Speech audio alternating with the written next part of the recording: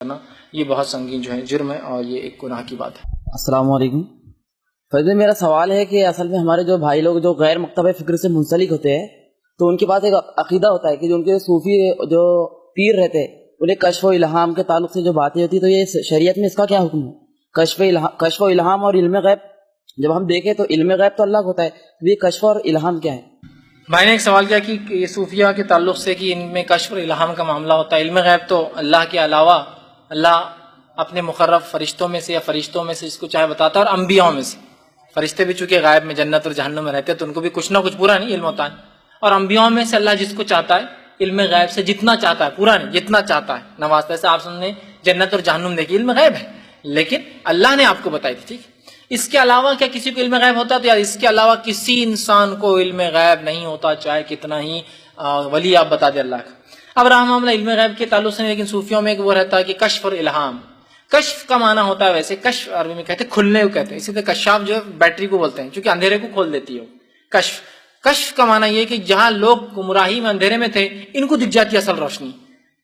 یہ ہدایت یافتہ ہو جاتے کشف۔ اور الہام کا ان کے پاس معنی ہے صوفیوں میں، عربی میں الہام کا معنی یہ ہوگا کہ دل میں کسی ایسی بات کا آنا کہ دل میں بات ہے اور بعد میں بات ہو جائے، اس کو بولتے الہام۔ جیسا میں نے سوچا کہ کوئی رشتہ دار آنے والے اور وہ آ گئے، لوگ الحمدللہ دیکھو دل میں بات آئی اور وہ لوگ آ گئے، یہ الہام ہے۔ لیکن یہ بعد میں پتہ چلتا ہے صوفیوں کا الہام کیسا، پہلے سے معلوم رہتا ان کو، سب یہ تو ہونے کا ان کو پہلے سے معلوم رہتا۔ تو یہ الہام اور کشف یہ چور دروازے انہوں نے کھولے علم غائب کے اندر، بیک ڈورز نکالے کہ بھائی علم غائب تو کسی کو نہیں ہے، اگر تھوڑی بحث ہو جائے تو کوئی بھی آدمی ثابت کر سکتا قرآن حدیث سے کہ نہیں ہے، تو آپ کیا نکالو، بیک ڈورز نکالو، چھپے ہوئے چور راستے۔ وہ کیا ہے؟ کشف اور الہام۔ کشف کیا ہے کہ ان کو دکھ گیا، ان کو قرآن آیت 1400 سال سے لوگ پڑھ رہے، لوگوں کو نہیں سمجھ میں آئی، ان کو سمجھ میں آ جاتی ہے، اچانک کشف ہو جاتا، او یہ آیت کا یہ معنی ہے، اور پھر اس کشف کے بعد وہ ویسی زندگی گزارنا چالو کر دیتے۔ الہام ہوتا ان کو، مطلب بیٹھے اچانک ہلے دولے کچھ بھی ہوتا اور آسمان سے کوئی اتر جاتا اور یہ بولتے یہ کام کرو۔ تو یہ یاد رکھیے چور دروازے ہیں جو لوگوں نے علم غائب کو لوگوں تک بتانے کے لیے کریں، یا میں اس کو دوسرے الفاظ میں کہوں گا یہ قسم کی کہانت ہے جو لوگ کرتے ہیں یہ کشف اور الہام کے ذریعے۔ اب یاد رکھیے کشف اور الہام یہ ایک ایسی چیز ہے، کشف سمجھ میں آنا ہے، کسی سے کھلنا یہ تو بات ہے، لیکن جو صوفیوں کے نزدیک ہے کسی بات کا کسی کو نہ سمجھ میں آنا، ان کو سمجھ میں آنا کہ، اور ان کو سمجھ میں آنے کے بعد ہی کسی اور کو سمجھاتے بھی نہیں ہے، ایک عجیب بات ہے، سینہ در سینہ ہی چلتا نا ان کا معاملہ۔ حالانکہ دین تو ایسا ہے کہ نبی اللہ کے رسول جس غیر مسلم کو کافر کو پکڑ دین اسلام دے رہے، ان کا عجیب معاملہ ہے کہ ان کے دل میں رہتا اور سینے سے سینے میں جاتا ہی، اس کے علاوہ کوئی ٹرانسفر بھی نہیں ہوتا۔ اور پھر کشف اور الہام کے نام پر جو کچھ کیے ساری شریعت کو انہوں نے بدل دیا۔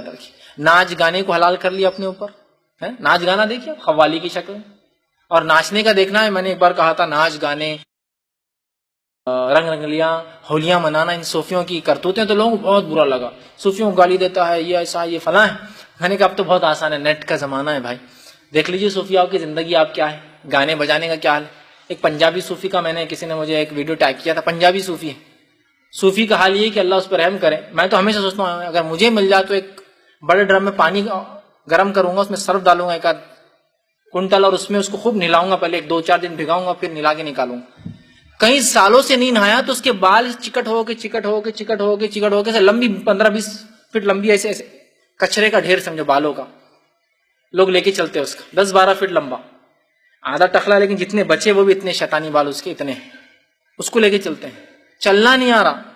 توبہ ابھی بھی نہیں کر رہا، لیکن پتہ نہیں پاگل ہے، اگر پاگل ہے تو اللہ رحم کرے پھر، لیکن اگر وہ سمجھدار ہے تو صوفی ہے تو پھر وہ پہلے درجے کا کمینہ انسان ہے۔ تو اس کو لے جا کے اس کو بٹھا رہے، ہلنا نہیں آ رہا، سب کو ناچو بول رہا اور 2 لوگ اس کو نچا رہے، کمر میں ہاتھ دیکھے، اور اتنے اس میں چلنا نہیں آ رہا، بالوں کے وزن سے شاید چھوڑ دے تو مر جائیں گا اسی دن اس کے لوٹ سے، اتنے بڑے بڑے کر لوگ اٹھاتے ہیں